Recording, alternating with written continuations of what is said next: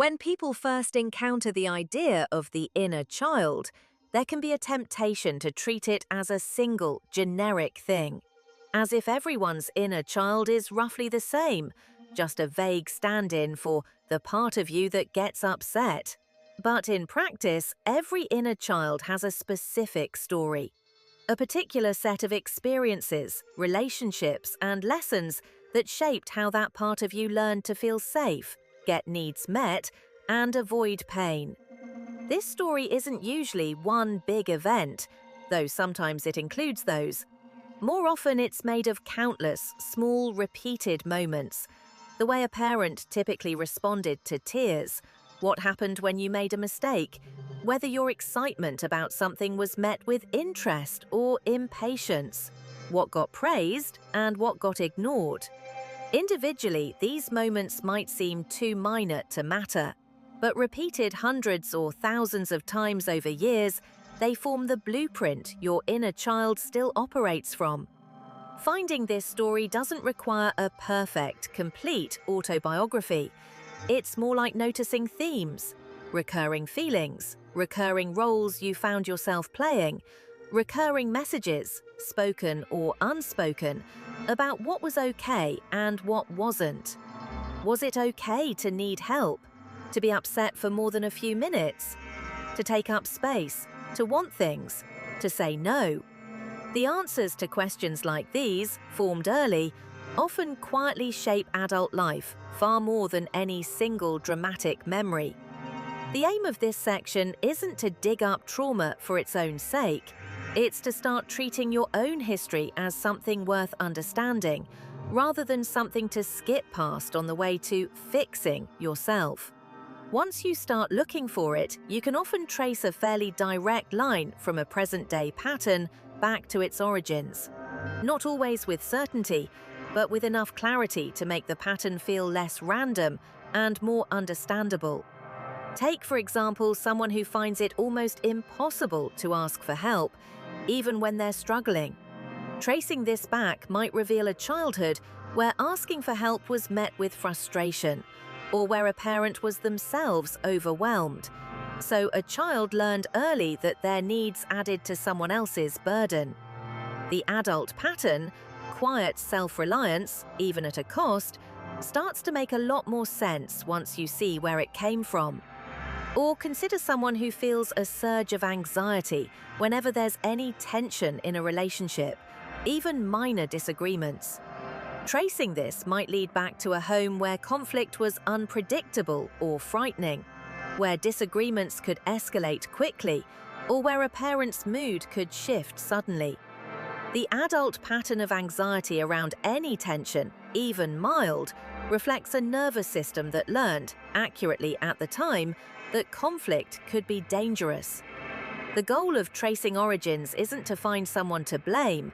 Most of these origins involve caregivers who were themselves shaped by their own histories, limitations, and pressures. The goal is to separate the pattern from the present. A reaction that made complete sense in one context can become confusing or even harmful in another. And seeing the original context clearly is often what allows the pattern to finally loosen its grip, because it stops feeling like, this is just who I am, and starts feeling like, this is something I learned in a specific place for a specific reason. Among the most common threads in inner child work is what's often called the abandoned child wound. Not necessarily literal abandonment, but a deep early sense of being left alone with feelings, needs, or experiences that felt too big to handle without support. This can happen in families that look, from the outside, completely intact. A child can be physically present in a busy household and still experience a kind of emotional abandonment. If their feelings were consistently brushed aside, if a parent was present but emotionally unavailable due to their own struggles, or if the child learned that expressing distress led to being ignored, dismissed, or even punished rather than comforted. The abandoned child wound often shows up in adulthood as an intense fear of being left, rejected, or forgotten, sometimes completely out of proportion to the actual relationship at hand. A delayed text reply can trigger spiraling thoughts about being unimportant. A friend's busy week can feel like evidence of being unwanted. In relationships, this wound can drive both clinginess and its opposite, pushing people away preemptively, so the anticipated abandonment never gets the chance to actually happen on someone else's terms. Working with this wound starts with recognizing it for what it is, an old fear, doing its best to protect against a pain that already happened once. It doesn't need to be argued away. What it often needs is exactly what it didn't get enough of originally, a steady presence that doesn't disappear, even when things are hard. Increasingly, that presence can be one you offer yourself, which is part of why reparenting matters so much for this particular wound. People-pleasing is often described as simply being too nice or too accommodating, but underneath, it's frequently a survival strategy with deep roots, one where a child learned that their safety, belonging, or sense of being loved depended on managing other people's feelings. This can develop in households where a parent's mood set the emotional weather for everyone else, where a child became attuned, almost automatically, to signs of tension or displeasure, and learned to head them off by being agreeable, helpful, or invisible, whichever seemed to work best. Over time, this hyper-attunement to others can become so automatic that a person loses touch with their own preferences entirely, not because they don't have any, but because checking in with what others need became so much more urgent for so long that checking in with themselves fell away. As adults, people-pleasers often describe a strange disconnect. They can read a room instantly, sense what someone wants before they ask, and adjust accordingly. But when asked directly what they want, they draw a blank, or default immediately to whatever seems easiest for everyone else. Working with this pattern doesn't mean becoming inconsiderate of others. It means recognizing that constant self-erasure isn't actually kindness. It's a cost being paid, often invisibly, by the part of you that learned this was the price of safety. Reconnecting with your own preferences, starting with small, low-stakes things, can feel surprisingly difficult at first, precisely because that internal channel has gone quiet for so long. But it's also one of the more direct ways to begin reparenting this particular part of your story. One part of inner child work that often gets skipped is grief. Not necessarily grief for something dramatic that happened, but grief for what didn't happen. The attunement that wasn't quite there, the celebration that didn't come, the comfort that arrived late or not at all, the version of childhood where your particular needs would have been seen and met. This kind of grief can feel hard to justify, especially if your childhood looked fine by external measures. Stable home, no major incidents, parents who loved you in their way.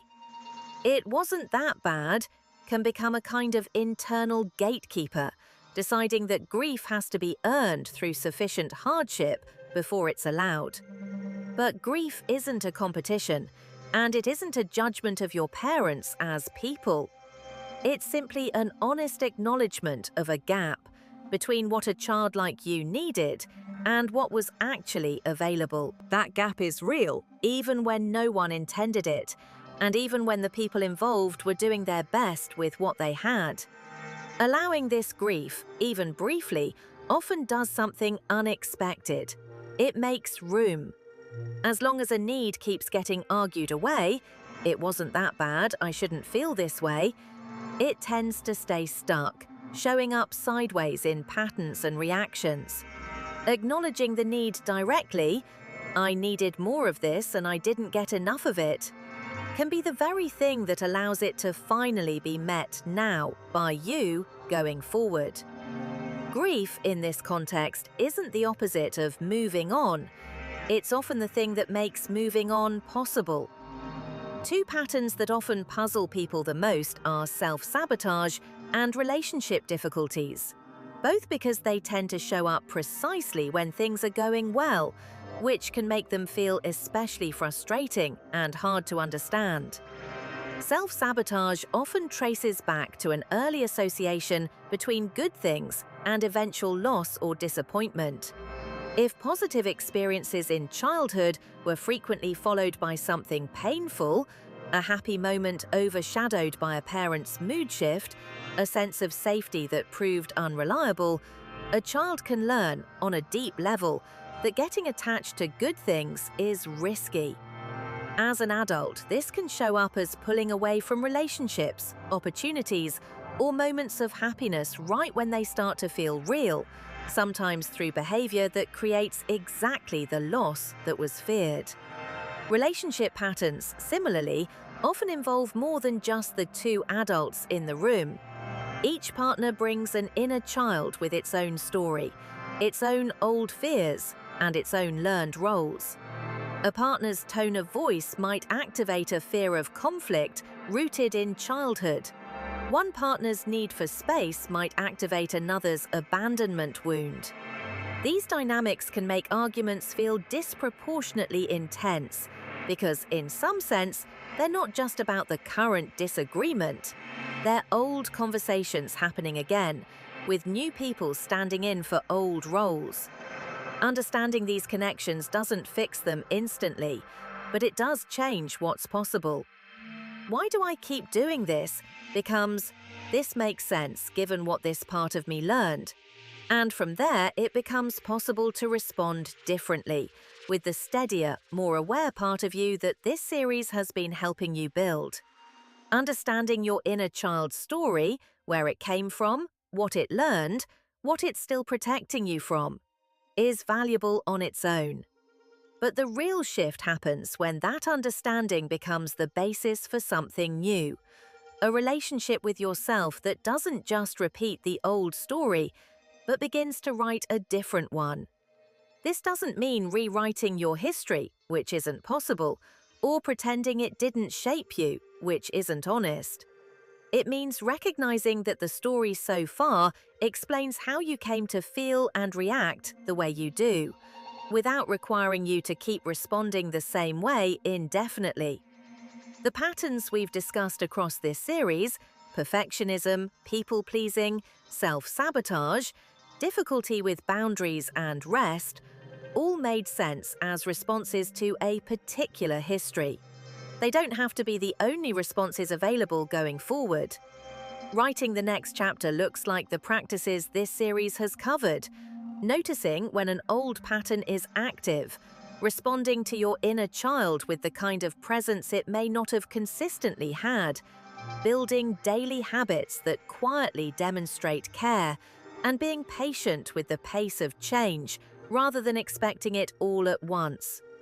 It also means recognizing that this is genuinely ongoing, not a chapter that gets written once and then closes, but one that continues to be written, a little at a time, through how you treat yourself in ordinary moments. The child whose story brought you here is still part of you, still listening, in a sense, to what happens next. The work of this series, and of reparenting more broadly, is making sure that what happens next is something better than what came before.